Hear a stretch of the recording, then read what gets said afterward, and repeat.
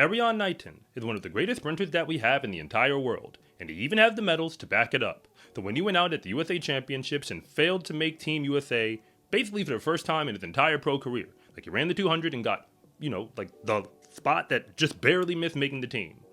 I just assumed, since he was dealing with injury, like, hey, we'll just see you again in the future. And now, I've come to find out that I was wrong about that. Or at least, not in the immediate future. Because news has broke that Arion Knighton is going to be suspended. Yes, I said suspended. And I don't mean like a provisional suspension where they're appealing and investigating. No, the investigation happened, past tense. He is now going to be suspended for the next 4 years. That news is out on every major outlet that even remotely cares about track and field. And it's coming out on the day, like the exact same day, that the World Championships are scheduled to begin. Let that sink in for a moment, because this is the dominating story. It just is. I know that it will be on other platforms, and for that matter, you'll probably see other stuff on this one. And when I woke up this morning, I had absolutely no intention of making this video. This is one of those moments, and it's not the type of video that I want to make. But I know that I have to say something, because this is happening. And it's not just happening to him. It's happening to the sport at probably the worst possible time. So, I'm just going to get into it. I'm going to rip the Band-Aid off.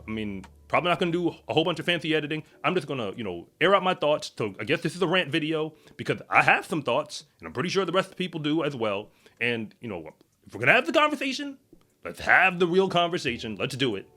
And as far as, there's different levels to this. So I'm just going to start off on level one. Level one is the Arion Knighton situation, like him personally. If you need a quick recap, in 2024, he was, under review. There was, a provisional ban that he was handed out because there was a situation where, he tested positive for a banned substance. That's what happened. And then after that, there was a dispute about, what caused or triggered the ban. The conversation was around, perhaps, contaminated meat and so on and so forth. And, the internet chattered about it. At the end of the day, he did run at the USA's, like the USA Olympic trials, made Team USA, ran in the Olympic Games. Like all of this actually happened, got fourth in the games. So between then and now, he hasn't run much. He ran indoors one time in a 200-meter dash. I remember that happening early in 2025. We saw him at the USA Championships. Barely saw him at all between that moment and, when we fast forward to the USA's. And then now we're looking at this ban. Now, things have been worked out clearly from 2024 till now. Nobody really knew all the details. We heard about injury. We heard about this. We heard about that. And I believe the man was injured. Because that did not look like Arion Knighton running at the USA's. But at the end of the day, now we're here. So I don't want to speculate too much about anything beyond the facts. We know that the suspension is going down. But when we say what does it actually mean? Well, on the Arion Knighton perspective, he's not the first athlete to be suspended, and unfortunately, he won't be the last. I would like to believe that this is not something we're going to keep dealing with, but this is the state of the sport that we're in. So, okay, if he comes back 4 years from now, because the last sprinter I remember with a 4-year suspension who just got hit with Osama Singha, who's basically in the same age bracket as Arion Knighton. They were both, the world junior record holders. They were both supposed to be the next up. And then a ban comes down. So you can already see where I'm going with this, with the implications. But trust me, I'm getting to that part. But if we see him again, it's going to be a long time. His talent is still undeniable. I think everybody knows that. When he does come back, if he chooses to, which, we may or may not get to see him, but if we do, I expect him to still be a problem on the track. You're still going to have to go through him in order to get on Team USA, because that's always been the case. But if you're new here, I want to say thank you for even making it this far into the video. And I'm Coach Rob, and if you really want to know what's going on with the fastest athletes in the world, then you are in the right place. And if anything that I say actually connects with you, it is always greatly appreciated if you would please like and subscribe. But if I don't, just let me know in the comment section, because I try to read them all. We've seen, Justin Gatlin, who served the 4-year suspension, and he was a problem before, and he was a problem after. So, I say that, hard work only beats talent when talent doesn't work hard. So, we know his talent is undeniable. So, put that on the shelf. That's just, the outlook for Arion on a personal level. But this is way bigger than that. So now we're going to get to that part of the conversation. Again, I'm just going to rip the Band-Aid off and go there. The reason why we keep seeing this stuff in the sport is what most people want to know. And it's all speculation. So here's me taking a crack at it. The nature of track and field, the way it's set up, because the World Championships are about to go, and this is not good PR. Not good PR for the sport. But hey, like, this is where we're at. The way it's designed is that running fast and winning races in a professional circuit or consistently throughout a season is not how things are set up. It's not about competing day in, day out. It just isn't. Instead, it's all about preparing for one moment.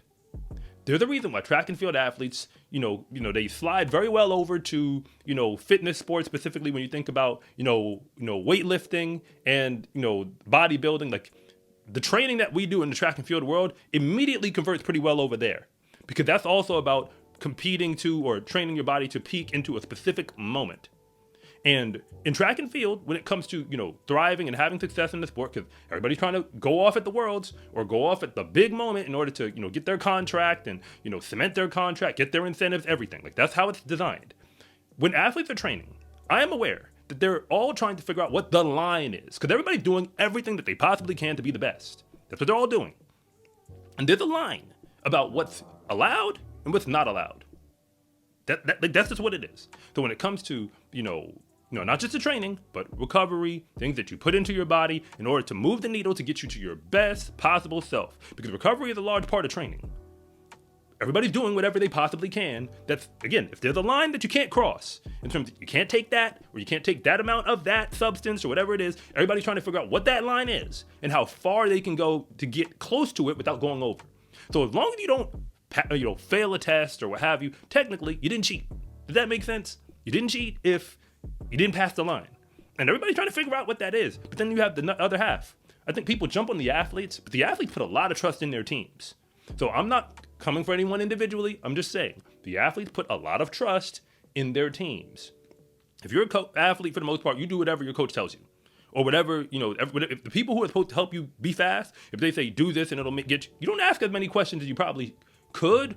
And I'm sure there are athletes who didn't ask as many questions as they should about what they're doing with their body. You just trust that the person who's in control, who says, I should be doing this to move the needle, I'm going to do it.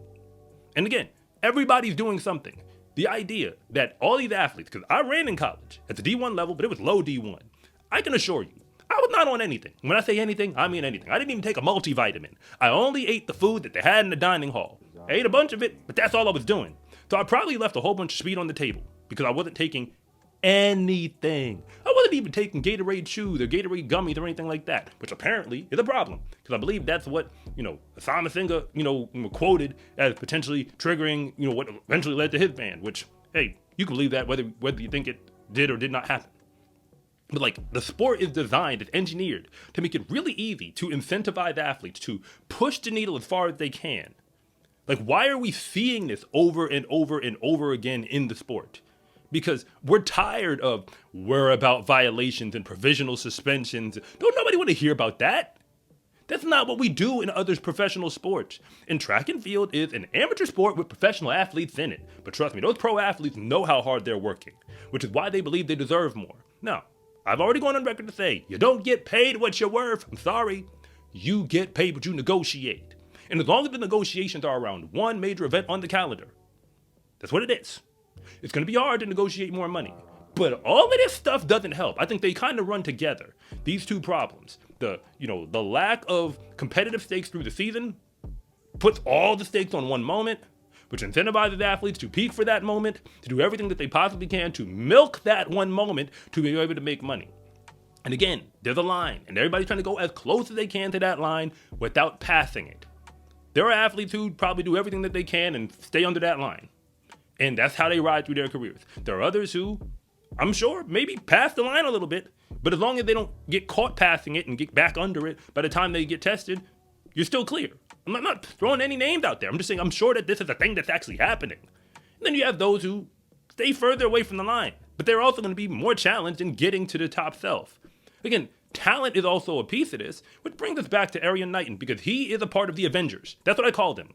When it comes to American sprinting, especially on the men's side, for the most part, the men who've been representing Team USA are the most talented men that we have. That's just what it's been for the better part of the last decade. You had to be an Avenger, the type of guy who was breaking records on top of records before you got to the pro circuit. And when you did, couldn't nobody really beat you. This year, Erriyon Knighton did not run up to his capability at the USA's and still almost made the team. individually in the 200. But other than that, no one's been able to stop him.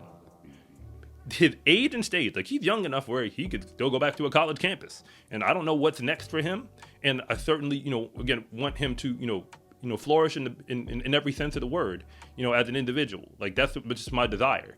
But when it comes to the sports side of it, like this is clear that this isn't just bad, but we have a problem.